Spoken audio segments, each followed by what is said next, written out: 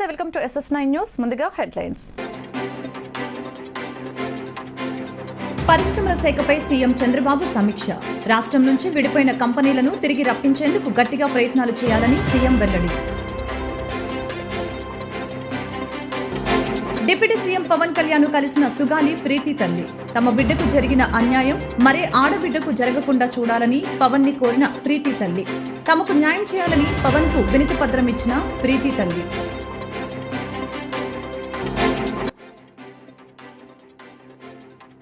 Vote on account budget పై AP రాష్ట్ర ప్రభుత్వం ordinance జారీ. మంత్రుల నుంచి ఆన్లైన్లో ఆర్డినెన్స్ కి ఆమోదం. గవర్నర్ ఆమోదం కోసం పంపిన ఏపీ ప్రభుత్వం. బందర్కు మణిహారంలా నిలిపే మంగినపూడి తీరాన్ని దేశంలోని ప్రముఖ పర్యాటక ప్రాంతాలకు పోటీగా అభివృద్ధి చేస్తామని మంత్రి కొల్లు రవీంద్ర వెల్లడి. కూటమి అధికారంలోకి వచ్చాక మంగినపూడి బీచ్ అభివృద్ధికి ప్రత్యేక ప్రణాళికలు రూపొందిస్తున్నామని వ్యాఖ్య. పరిశ్రమల శాఖపై సీఎం చంద్రబాబు నాయుడు సమీక్ష నిర్వహించారు. రాష్ట్రం నుంచి విడిపోయిన కంపెనీలను తిరిగి రప్పించేందుకు గట్టిగా ప్రయత్నాలు చేయాలని ముఖ్యమంత్రి చంద్రబాబు పేర్కొన్నారు. బుధవారం సచివాలయంలో పరిశ్రమల శాఖపై సీఎం చంద్రబాబు నాయుడు సమీక్ష నిర్వహించారు. గత 5 ఏళ్ల కాలంలో పరిశ్రమల శాఖ పనితీరుపై రివ్యూ చేశారు. తెలుగుదేశం ప్రభుత్వ హయాంలో ఒప్పందం చేసుకున్న పారిశ్రామికవేత్తలు వైసీపీ ప్రభుత్వంలో వెనక్కి వెళ్లారని అధికారులు తెలిపారు. ప్రభుత్వం సహకరించకపోవడం, వివిధ కారణాలతో వేధింపులకి పాల్పడటంతో భూ కేటాయింపులు జరిగిన తర్వాత కూడా పలు కంపెనీలు వెళ్లిపోయాయని అన్నారు. ఇండస్ట్రీ కోసం కేటాయించిన భూముల కబ్జాలతో పాటు అధికార దుర్వినియోగం జరిగిందని అధికారులు అంగీకరించారు. రాష్ట్రం నుంచి విడిపోయిన కంపెనీలను తిరిగి రప్పించేందుకు గట్టిగా ప్రయత్నాలు చేయాలని ముఖ్యమంత్రి పేర్కొన్నారు. పారిశ్రామికవేత్తల్లో తిరిగి నమ్మకాన్ని కల్పించేందుకు స్వయంగా తాను మాట్లాడతానని సీఎం చంద్రబాబు తెలిపారు. ఆయా జిల్లాల్లో ఉన్న భూముల లభ్యత, ఏ ప్రాంతాలు ఇండస్ట్రియల్ క్లస్టర్ కి అనుకూలంగా ఉన్నాయనే అంశాలపై చర్చ జరిగింది. కార్యక్రమంలో మంత్రులు టీడీ భరత్, కొండపల్లి శ్రీనివాసు తదితరులు హాజరయ్యారు. సిబిఐ దర్యాప్తుకు అప్పగించమని జీవో ఇచ్చిన సుగాలి ప్రీతి కేసు దర్యాప్తు ముందుకు తీసుకువెళ్లకపోవడంపై ప్రీతి తల్లి డిప్యూటీ సీఎం పవన్ కళ్యాణ్ కి ఫిర్యాదు చేశారు. తమ బిడ్డకు జరిగిన అన్యాయం మరే ఆడబిడ్డకు జరగకుండా చూడాలని కోరారు. సిబిఐ దర్యాప్తు ప్రారంభించేలా చర్యలు తీసుకోవాలని ఎన్నోసార్లు విజ్ఞప్తి చేసిన స్పందన రాలేదని తెలిపారు. ఈ కేసు విషయంలో తమకు న్యాయం చేయాలని కోరారు. సుగాలి ప్రీతి తల్లి పార్వతి డిప్యూటీ సీఎం పవన్ కళ్యాణ్ ని కలిశారు. తన బిడ్డకు న్యాయం జరగలేదని కన్నీటి పర్యంతమయ్యారు. గత ప్రభుత్వం ఈ కేసును ఒక్క అడుగు కూడా ముందుకు తీసుకువెళ్లలేదని ఆవేదన వ్యక్తం చేశారు. మా అమ్మాయి సుగాలి ప్రీతిపై అఘాయిత్యానికి పాల్పడి హత్య చేసిన కేసును సిబిఐకి అప్పగిస్తూ గత ప్రభుత్వం జీవో ఇచ్చింది. అయితే సిబిఐ వరకు కేసు వెళ్లలేదు అని సుగాలి ప్రీతి తల్లి పార్వతి కన్నీటి పర్యంతమవుతూ రాష్ట్ర ఉప ముఖ్యమంత్రి పవన్ కళ్యాణ్ కి వినతి పత్రం అందజేశారు. మంగళగిరిలో తన కుటుంబంతో పాటు పవన్ కళ్యాణ్ ని కలిసి వినతి పత్రం ఇచ్చి ఆవేదన వ్యక్తం చేశారు. తమ బిడ్డకు జరిగిన అన్యాయం మరే ఆడబిడ్డకు జరగకుండా చూడాలని సుగాలి ప్రీతి తల్లి పార్వతి కోరారు. సిబిఐ దర్యాప్తు ప్రారంభించేలా చర్యలు తీసుకోవాలని ఎన్నోసార్లు విజ్ఞప్తి చేసినా స్పందన లేదని తెలిపారు. ఈ కేసు విషయంలో తమకు న్యాయం చేయాలని కోరారు. దీనిపై ఉప ముఖ్యమంత్రి పవన్ కళ్యాణ్ స్పందిస్తూ సుగాలి ప్రీతి కేసు విషయంలో ఆమె తల్లే పార్వతి పోరాడుతూనే ఉన్నారని తెలిపారు. ఈ విషయంపై పోలీసు అధికారులతో మాట్లాడతానని హామీ ఇచ్చారు. రాష్ట్ర ప్రభుత్వం ఓటాన్ అకౌంట్ బడ్జెట్ పై ఆర్డినెన్స్ జారీ చేసింది. మంత్రుల నుంచి ఆన్లైన్లో ఆర్డినెన్స్ ఆమోదం తీసుకుంది. అనంతరం గవర్నర్ ఆమోదం కోసం పంపింది. 4 నెలల కాలానికి ఓటాన్ అకౌంట్ బడ్జెట్ ఆర్డినెన్స్ కు ప్రభుత్వం ఆమోదం తెలిపింది. గత ప్రభుత్వం పెట్టిన ఓటాన్ అకౌంట్ బడ్జెట్ పరిమితి బుధవారంతో ముగియనుంది. ఈ నేపథ్యంలో 4 నెలల కాలానికి ఓటాన్ అకౌంట్ బడ్జెట్ ఆర్డినెన్స్ ను ప్రభుత్వం ఆమోదం తీసుకుంది. సుమారు 1.30 లక్షల కోట్లతో ఓటాన్ అకౌంట్ బడ్జెట్ ఆర్డినెన్స్ ఇచ్చింది. 40 విభాగాలకు చెందిన డిమాండ్లు, గ్రాంట్లకు ఆమోదించేలా ఓటాన్ అకౌంట్ బడ్జెట్ రూపొందించింది. అన్నా క్యాంటీన్ల నిర్మాణం, రహదారుల మరమ్మతులు బడ్జెట్ కేటాయింపులు చేసింది. రోడ్ల మరమ్మతులకి 1100 కోట్ల మేర ఖర్చు అవుతుందని అధికారులు అంచనా వేశారు. ఆగస్టు 15 నుంచి అన్నా క్యాంటీన్లను ప్రారంభించేందుకు ప్రభుత్వం సిద్దమవుతోంది. కొన్ని కీలకమైన కేంద్ర పథకాలకు మ్యాచింగ్ గ్రాంట్కి నిధులు కేటాయించినట్లు సమాచారం. రాష్ట్ర చరిత్రలో ఒకే ఏడాదిలో 2 సార్లు ఓటాన్ అకౌంట్ బడ్జెట్ పెట్టడం ఇదే తొలిసారి. ఆర్థిక పరిస్థితిపై స్పష్టత వచ్చేందుకు మరో 2 నెలల సమయం పడుతుందని ప్రభుత్వం భావిస్తోంది. 2024 సెప్టెంబర్లో పూర్తిస్థాయి బడ్జెట్ ప్రవేశపెట్టే అవకాశం ఉంది. మచిలీపట్నం కలెక్టరేట్ మీటింగ్ హాల్లో మంగళవారం కృష్ణా జిల్లా 41వ నీటిపారుదల సలహా మండలి సమావేశం జరిగింది. కృష్ణా జిల్లా కలెక్టర్ మరియు నీటిపారుదల సలహా మండలి చైర్మన్ శ్రీ డికే బాలాజీ గారి అధ్యక్షతన ఈ సమావేశం నిర్వహించారు. రాష్ట్ర గనులు, జియాలజీ మరియు ఎక్సైజ్ శాఖ మంత్రివర్యులు కొల్లు రవీంద్ర, అవనిగడ్డ శాసనసభ్యులు మండలి బుద్ధప్రసాద్ నీటిపారుదల శాఖ అభివృద్ధి పనులపై జిల్లాలోని అధికారులతో సమీక్ష నిర్వహించారు. జూలై 31న యూనియన్ పబ్లిక్ సర్వీస్ కమిషన్ కొత్త చైర్మన్ గా ప్రీతి సుదాన్ నియమితులయ్యారు. ప్రీతి సుదాన్ 1983 బ్యాచ్ ఆంధ్రప్రదేశ్ క్యాడర్ కు చెందిన రిటైర్డ్ ఐఏఎస్ అధికారి. సుదాన్ ఇంతకు ముందు యూపీఎస్ఏసీలో సభ్యురాలిగా ఉండేవారు. ఆమె గతంలో ఆరోగ్య కుటుంబ సంక్షేమ మంత్రిత్వ శాఖ కార్యదర్శితో సహా వివిధ పదవుల్ని నిర్వహించారు. ఆంధ్రప్రదేశ్ రాష్ట్రంలో కొత్త లిక్కర్ పాలసీ అమలు కోసం అధికారులు ప్రాథమికంగా పలు ప్రతిపాదనలు సిద్ధం చేశారు. ఇవాళ సీఎం చంద్రబాబు ఎక్సైజ్ శాఖపై నిర్వహించనున్న సమీక్షలో కొత్త లిక్కర్ పాలసీపై చర్చించనున్నారు. ప్రస్తుత మద్యం విధానం సెప్టెంబర్ నెలాఖరులోగా ముగుస్తోంది. దీంతో అక్టోబర్ 1 నాటికి కొత్త పాలసీని అమల్లోకి తెచ్చే అధికారులు సమాయత్తంలో ఉన్నారు. బందర్కు మణిహారంలో నిలిచే మంగినపూడి తీరాన్ని దేశంలోని ప్రముఖ పర్యాటక ప్రాంతాలకు పోటీగా అభివృద్ధి చేస్తామని రాష్ట్ర గనులు, భూగర్భ వనరులు, ఎక్సైజ్ శాఖ మంత్రి కొల్లు రవీంద్ర తెలిపారు. కూటమి అధికారంలోకి వచ్చాక మంగినపూడి బీచ్ అభివృద్ధికి ప్రత్యేక ప్రణాళికలు రూపొందిస్తున్నామని చెప్పారు. అర్బన్ ఇన్ఫ్రాస్ట్రక్చర్ డెవలప్మెంట్ అథారిటీ ప్రతినిధి కిరణ్తో కలిసి మంత్రి కొల్లు రవీంద్ర మంగినపూడి బీచ్ ను సందర్శించారు. వసతులు, రక్షణ చర్యల గురించి పర్యాటకుల్ని అడిగి తెలుసుకున్నారు. గతంలో చంద్రబాబు నాయుడు ముఖ్యమంత్రిగా ఉన్న సమయంలో బీచ్ లో అనేక అభివృద్ధి పనులు చేశామని, ఆ తర్వాత అధికారంలోకి వచ్చిన జగన్ రెడ్డి పనుల్ని పడకేయించారని మండిపడ్డారు. అభివృద్ధి పనులు చేయించకపోగా ఉన్న పనుల్ని కూడా నాశనం చేశారు. మట్టి అమ్ముకొని బీచ్ పరిసరాలను నాశనం చేశారు. తీర ప్రాంతంలో విధ్వంసం సృష్టించారు. కూటమి అధికారంలోకి వచ్చాక మంగినపూడి బీచ్ అభివృద్ధికి ప్రత్యేక ప్రణాళికలు రూపొందిస్తున్నామని అన్నారు. త్వరలోని ప్రభుత్వ, ప్రైవేట్ భాగస్వామ్యంతో బీచ్ పరిసరాల్లో సదుపాయాలు కల్పిస్తామని అన్నారు. అవసరమైన మేరకు హోటల్స్, రిసార్ట్స్, బీచ్ డెవలప్మెంట్స్ కార్యక్రమాలకి శ్రీకారం చుడతాం. భద్రతతో కూడిన ఆహ్లాదకరమైన వాతావరణం ఏర్పాటు చేస్తామని మంత్రి కొల్లు రవీంద్ర పేర్కొన్నారు. మచిలీపట్నం మంగినపూడి బీచ్కి సంబంధించి ఇక్కడ ఇన్ఫ్రాస్ట్రక్చర్ డెవలప్ చేయడానికి, అదేవిధంగా ఇక్కడ గ్రీనరీ డెవలప్ చేయడానికి మరి ఈరోజు అర్బన్ ఇన్ఫ్రాస్ట్రక్చర్ డెవలప్మెంట్ కార్పొరేషన్ నుంచి మరి చీఫ్ ఆర్కిటెక్ట్ గారు ఇక్కడ రావడం జరిగింది. కిరణ్ గారు మొత్తం కూడా పరిశీలన చేశారు. గతంలో ఏదైతే ఇక్కడ ఒక చక్కటి టూరిజం కింద డెవలప్ చేయడానికి అన్ని అవకాశాలు ఉన్నాయి. ఆ రోజున పెద్ద ఎత్తున రోడ్స్ డెవలప్ చేయడం కానీ, ఇంటర్నల్ రోడ్స్ డెవలప్ చేయడం, బీచ్ అంతా కూడా హైట్ లేపించడం, ఇవన్నీ కూడా లాస్ట్ మేము 14 నుంచి 19లో ఇదంతా కార్యక్రమాలు చేసాం. కానీ గత 5 సంవత్సరాలు పూర్తిగా అసలు పని అనేది ఒక్క పారెడు మట్టి కూడా లేదు, ఉన్న మట్టి ఎత్తుకుపోయారు తప్ప ఏం చేయలే. అలాగే కరోనా పేరుతో లేకపోతే వాళ్ళకి ఇష్టం వచ్చినప్పుడు బీచ్ని క్లోజ్ చేసేయటం, అట్లాగే ఇక్కడ ఉన్నటువంటి సముద్రపు నీటిని అమ్ముకోవడం తప్ప చేసింది ఏం లేదు. ఇవాళ తిరిగి మళ్ళీ దీన్ని డెవలప్ చేయడం కోసం మరి ఈ రోజున రాష్ట్ర ప్రభుత్వం గౌరవ ముఖ్యమంత్రి గారి ఆదేశాలతో ఈ మంగినపూడి బీచ్ని పెద్ద ఎత్తున డెవలప్ చేయడానికి ఒక మాస్టర్ ప్లాన్ని, ముఖ్యంగా పబ్లిక్ బీచ్ ఒకటి తయారు చేసుకుని తర్వాత కొంతమంది ప్రైవేట్ బీచ్ కూడా ఇటు రావడానికి ఇంట్రెస్ట్ చూపిస్తున్నారు. వాళ్ళందరూ కూడా ఇక్కడ వచ్చి రిసార్ట్స్, అలాగే వాటర్ స్పోర్ట్స్కి సంబంధించి కానీ కొన్ని యాక్టివిటీస్ ఇక్కడ వాళ్ళు ఏర్పాటు చేసుకుని ప్రైవేట్ పార్ట్నర్స్ కూడా వస్తున్నారు. ముందు ఇమీడియట్గా ప్రజలకి ఒక ఆహ్లాదకరమైనటువంటి వాతావరణం కలిగే విధంగా ఇక్కడ కావాల్సినటువంటి ఒక మాస్టర్ ప్లాన్ని ఇవాళ మరి కిరణ్ గారు ఆధ్వర్యంలో డిజైన్ చేయడం జరుగుతుంది. ఫస్ట్ డిజైనింగ్ అయిన తర్వాత మళ్ళీ దీని మీద మరొకసారి కూర్చుని పూర్తి స్థాయిలో ఇక్కడికి వచ్చే ప్రతి ఒక్కరికి కూడా ఆహ్లాదకరంగా ఉండే విధంగా ఇక్కడ ఈవినింగ్ టైమ్స్ కూడా, ఇప్పుడు ఎందుకంటే టైమింగ్స్ 6 గంటల లోపు చీకటి పడితే ఆపేస్తున్నారు, అలా కాకుండా లైటింగ్ అంతా కూడా పెట్టించి 8 గంటల వరకు సెక్యూరిటీతో కూడినటువంటి సముద్రంలో కూడా అక్కడ ఫ్లోటింగ్ రోప్స్ అన్నీ కూడా ఏర్పాటు చేసి ఎక్కడ ప్రమాదాలు రాకుండా సెక్యూరిటీ కూడా పెంచి దీనికి ఒక కమిటీ కూడా, నాన్ పొలిటికల్గా ఒక కమిటీ కూడా ఏర్పాటు చేయాలని చెప్పి మరి మొన్ననే మేము నిర్ణయించుకోవడం జరిగింది.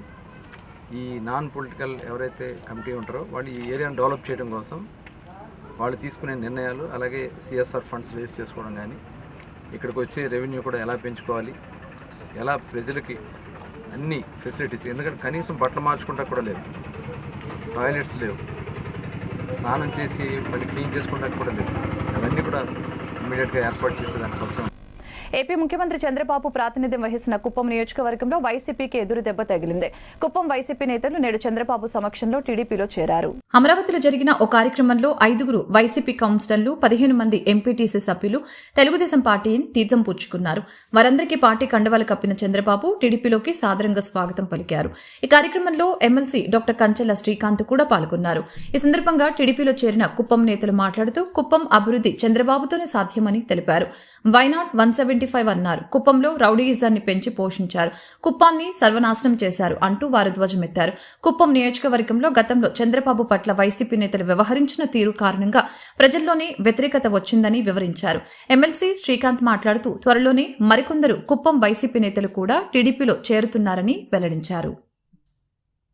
ఇస్తున్నాము. కుప్పం పాల డైరీలతో నుంచి వ్యవసాయ రంగంతో నుంచి ఉన్నతమైన స్థాయికి తీసుకోవాలని చంద్రబాబు నాయుడు కోరుతున్నాం. అదే మరి ఆయన కూడా మాకు భరోసా కల్పిస్తున్నారు. ఇంకా ఉన్నతమైన స్థాయికి తీసుకోగలుగుతున్న ఒక ఆశతో మేమందరూ కూడా వచ్చినాం. చేయగలుగుతామన్న నమ్మకం మాకుంది. త్వరలో కుప్పంలో వైసీపీ ఖాళీ అవబోతుందా? నమస్తే అండి, నేను డాక్టర్ సురేష్, స్టేట్ ఆర్గనైజింగ్ సెక్రటరీని.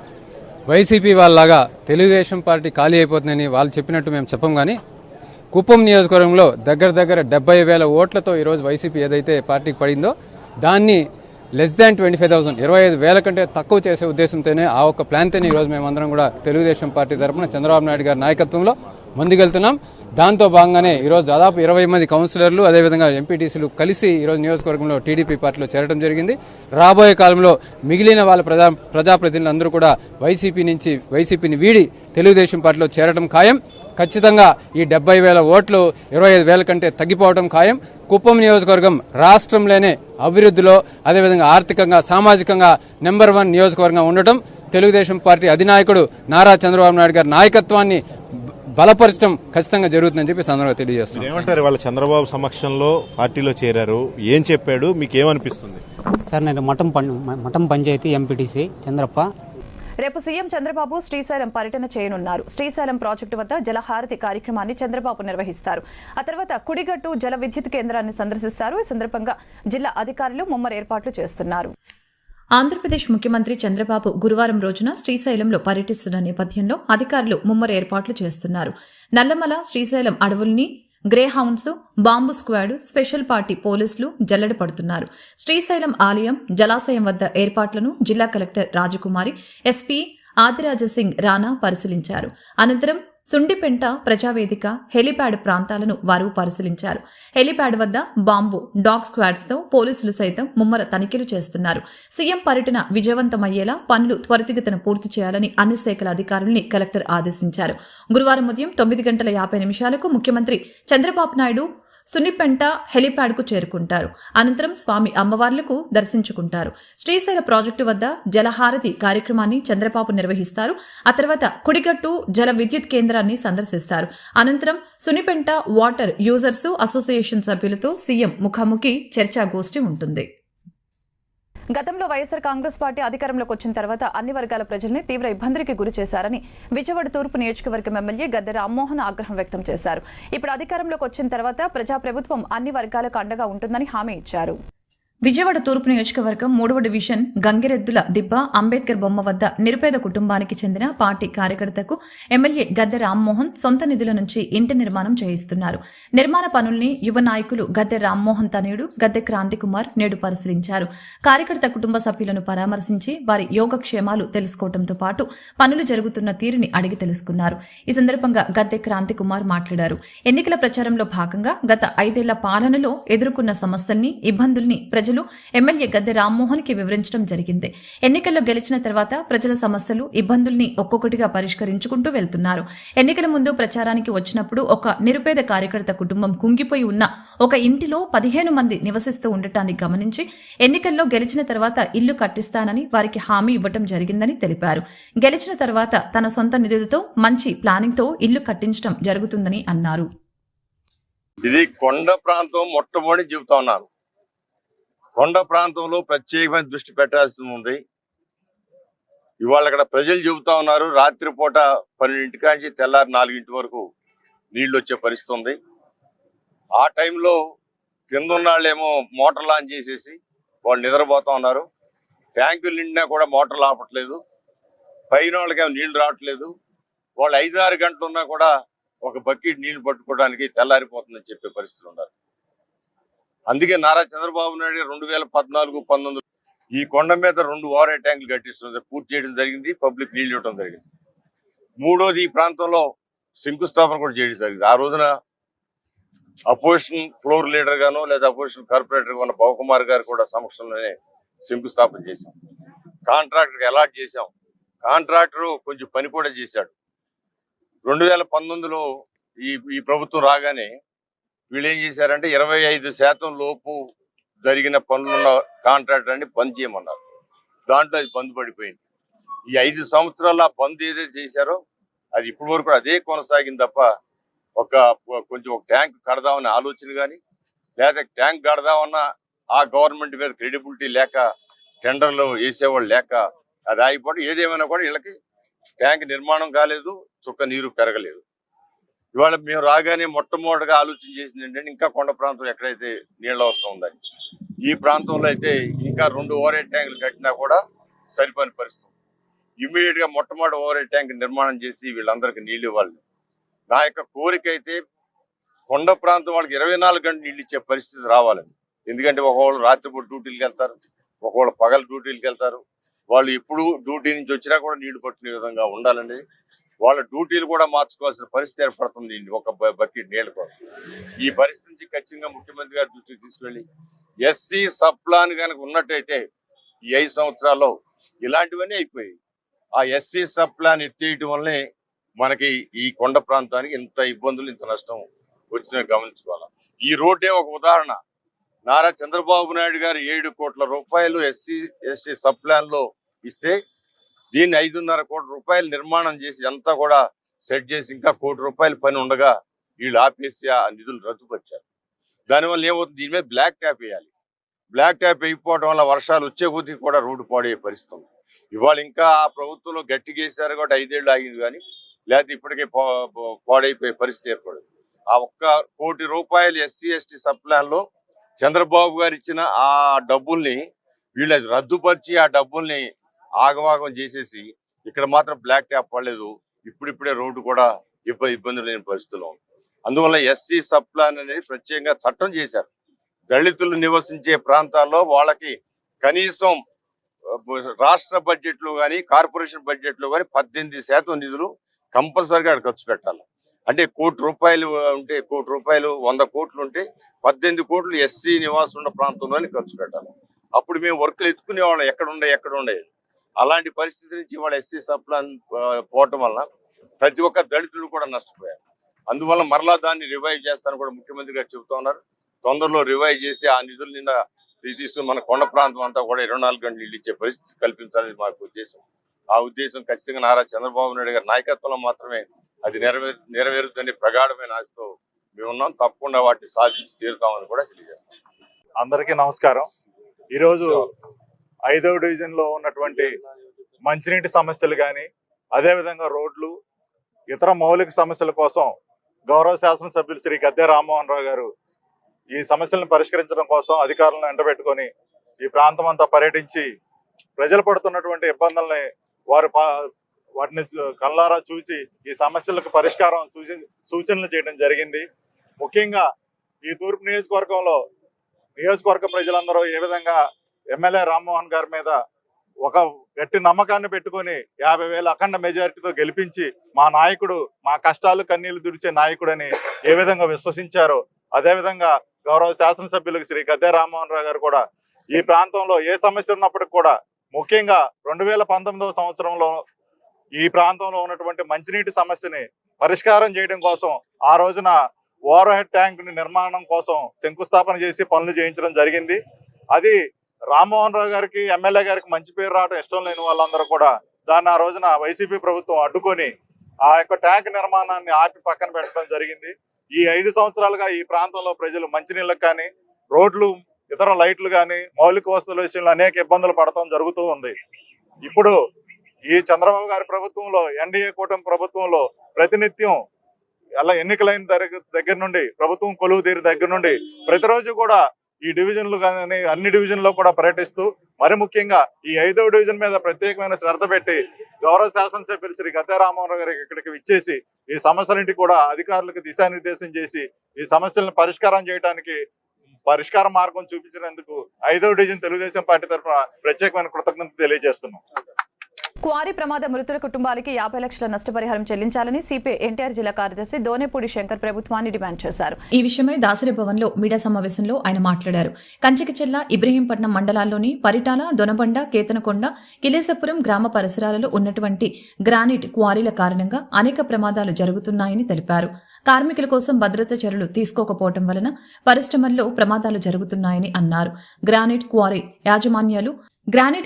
యాజమాన్యాలు అక్రమ త్రవ్వకాలకు పాల్పడుతున్నారని దోనేపూడి శంకర్ తెలిపారు. నిరంతరం పర్యవేక్షించవలసిన గనుల శాఖ, కార్మిక శాఖ, క్వారీ యజమానులు మామూళ్ల మత్తులో జోగుతూ నిర్లక్ష్యంగా వ్యవహరించడం అన్యాయమని అన్నారు. ప్రమాదాలలో అసువులు బాసిన కార్మికుల కుటుంబాలకు 50 లక్షలు ప్రకటించి అందజేయాలని ప్రభుత్వాన్ని డిమాండ్ చేశారు. కొండపల్లి పారిశ్రామిక కాలుష్యాన్ని నివారించాలని కోరుతూ ఇబ్రహీంపట్నం రింగ్ సెంటర్లో ఆగస్టు 2న నిరసన కార్యక్రమం నిర్వహించడం జరుగుతుందని తెలిపారు. ప్రభుత్వం వెంటనే స్పందించి భద్రతా చర్యలు చేపట్టాలని, మృతుల కుటుంబాలకి ఎక్స్గ్రేషియా అందజేయాలని, లేని పక్షంలో పెద్ద ఎత్తున పోరాటాలు చేస్తామని హెచ్చరించారు. జరుగుతున్నాయి. జూలై మాసంలోనే అక్రమ తవ్వకాలకు అడ్డాలుగా మారిన కార్మికుల పాలిట క్వారీలు సమాధులుగా, గోరీలుగా మారినటువంటి నేపథ్యంలో 3 కార్మికులు సజీవ సమాధి అవటం జరిగింది రాళ్ల మధ్యలో. మానవత్వం ఉన్న ప్రతి ఒక్కరూ కూడా స్పందించాల్సిన అవసరం ఉన్నది. ఎండనక వాననక కొండల్లో బండరాళ్ళు పగలగొడుతూ కనీసమైనటువంటి చట్టాలను అమలుకు నోచుకోక ఎక్కడో పుట్టి ఎక్కడో పెరిగి మన ప్రాంతానికి వలస వచ్చినటువంటి కార్మికులు కానీ, స్థిరనివాసం ఏర్పరచుకున్న కార్మికులు కానీ యాజమాన్యం యొక్క నిర్లక్ష్య వైఖరి, అధికారుల మామూళ్ళ మత్తుకి బలైపోవటం చాలా బాధాకరం. 3 కార్మికులు బలైపోవటం జరిగింది పరిటాల క్వారీ. వారికి కాంపెన్సేటివ్ యాక్ట్ కింద లేబర్ డిపార్ట్మెంటు వయసును బట్టి అమౌంట్ని కూడా ఇవ్వాలని చెప్పి క్వారీ యజమానులకి, ఏ క్వారీ అయితే Pavan granites and metal works వాళ్ళు క్వారీలో ప్రమాదం జరిగిందో ఆ క్వారీలో వారికి నష్టపరిహారం ఇవ్వమని చెప్పడం జరిగింది. ఈనాటి వరకు కూడా సంఘటన జరిగి 20 రోజులు కావస్తున్నా కూడా ఈనాటి వరకు రూపాయి కూడా వాళ్ళకి మంజూరు చేయటం జరగల. అంతేకాకుండా ప్రభుత్వం వారిచ్చేటువంటి 16 లక్షలు హైయెస్ట్ కాంపెన్సేషన్ లేబర్ కమిషనర్ ఇచ్చింది. కానీ ప్రభుత్వం నిమ్మక నీరెత్తినట్లు ఉన్నది. చంద్రబాబు నాయుడు గారు కానీ, నారా లోకేష్ కానీ, డిప్యూటీ ముఖ్యమంత్రి పవన్ కళ్యాణ్ గారు కానీ, గౌరవ ప్రతిపక్ష నాయకుడు వైఎస్ జగన్మోహన్ రెడ్డి గారు కానీ కనీసం ఆ ప్రాంతాన్ని సందర్శించినటువంటి పరిస్థితి లేదు. మేము అడుగుతున్నాం, ఇవాళ ఎన్నికలు ఉంటే మీరు ఆగేవారా? ఎన్నికలు అయిపోయినాయి కాబట్టి కార్మికులు ఏమైపోతున్నా, సమాధి అయిపోతున్నా, క్వారీలు గోరీలుగా మారుతున్నా, క్వారీలు సమాధులుగా మారుతున్నా. కాబట్టి ఆ ప్రాంతంలో ఒక పెద్ద మాఫియా రాజ్యం ఎత్తినటువంటి పరిస్థితి. అక్రమ తవ్వకాలు, అక్రమ క్వారీయింగ్, అనుమతులు లేకుండా పేలుళ్ళు, ఇవన్నీ కూడా వెరసి ప్రాణాలు పోతున్నటువంటి నేపథ్యంలో 50 లక్షల రూపాయలు రాష్ట్ర ప్రభుత్వం చెల్లించాలని చెప్పి ఈ సందర్భంగా సిపిఐగా డిమాండ్ చేస్తున్నాం. 2వ తారీఖున ఇబ్రహీంపట్నం రింగ్ రోడ్ సెంటర్లో అక్రమ క్వారీయింగ్లు, నష్టపరిహారాన్ని చెల్లించాలని 3 కార్మికులకి సిపిఐ ఆధ్వర్యాన నిరసన ధర్నా కార్యక్రమాన్ని చేపట్టాం. ఈ సందర్భంగా మేము విజ్ఞప్తి చేసేటువంటిది, ఇవాళ పారిశ్రామిక కాలుష్యం విజయవాడ పరిసర ప్రాంతాల్లో, ఒక విజయవాడ కొండపల్లి పారిశ్రామిక వాటిలో 4000 పరిశ్రమలు ఉన్నాయి. 4000లో 2000 విజయవాడ అయితే, ఆటోనగర్ అయితే 2000 కొండపల్లి పారిశ్రామిక వాడ Ibrahimpatnam. NTPS cooling canal ash కాలువలో పడి సిద్ధార్థ నాయక్ అనేటువంటి బాలుడు చనిపోవటం జరిగింది. ఇంత దుర్మార్గం అండి. ఆ బాలుడు చనిపోతే స్థానిక నాయకత్వం వీటీపీఎస్ యాజమాన్యంతో మిలాఖత్ అయ్యి నష్టపరిహారాన్ని ఇవ్వకుండా నష్టపరిహారం చెల్లించ మణిపూర్ గవర్నర్ గా లక్ష్మణ్ ప్రసాద్ ఆచార్య ప్రమాణ స్వీకారం చేశారు. మణిపూర్ హైకోర్టు ప్రధాన న్యాయమూర్తి జస్టిస్ సిద్ధార్థ్ మృథుల్ ఆయన చేత ప్రమాణ స్వీకారం చేయించారు. మణిపూర్ రాజధాని ఇంపాల్లోని రాజ్భవన్ లో గల దర్బార్ హాల్లో ఈ ప్రమాణ స్వీకార కార్యక్రమం జరిగింది.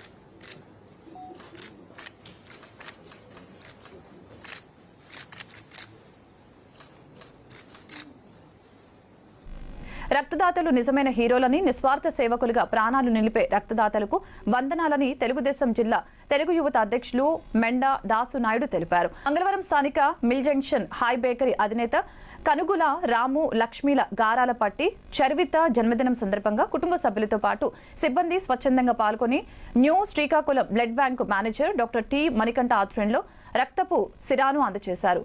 చర్విత జన్మదినంలో భాగంగా ఒక స్వచ్ఛమైన మనసుతో ఆలోచించి సమాజానికి మంచి చేయాలనే తపనతో రక్తదాన శిబిరాన్ని నిర్వహించడం హర్షణీయమని, అందరూ ఇలా ఆలోచిస్తే ప్రతి వేడుకలు రక్తదాతలుగా మారి రక్త కొరత లేని జిల్లాగా నిలుస్తుందని సందేహమిచ్చారు. వార్తలు ముగించే ముందు ముఖ్యాంశాలు మరొకసారి.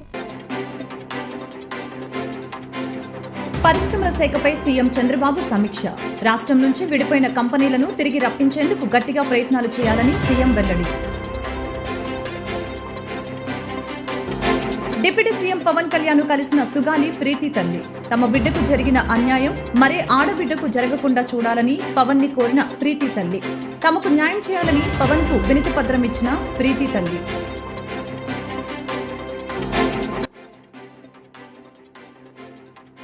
ఓటాన్ అకౌంట్ బడ్జెట్ పై ఏపీ రాష్ట్ర ప్రభుత్వం ఆర్డినెన్స్ జారీ. మంత్రుల నుంచి ఆన్లైన్లో ఆర్డినెన్స్ కి ఆమోదం. గవర్నర్ ఆమోదం కోసం పంపిన ఏపీ ప్రభుత్వం. బందర్కు మణిహారంలా నిలిపే మంగినపూడి తీరాన్ని దేశంలోని ప్రముఖ పర్యాటక ప్రాంతాలకు పోటీగా అభివృద్ధి చేస్తామని మంత్రి కొల్లు రవీంద్ర వెల్లడి. కూటమి అధికారంలోకి వచ్చాక మంగినపూడి బీచ్ అభివృద్ధికి ప్రత్యేక ప్రణాళికలు రూపొందిస్తున్నామని వ్యాఖ్య. ఈ వార్తలు ఇంతటితో సమాప్తం. మరొక బులెటిన్లో మళ్ళీ కలుద్దాం. నమస్కారం.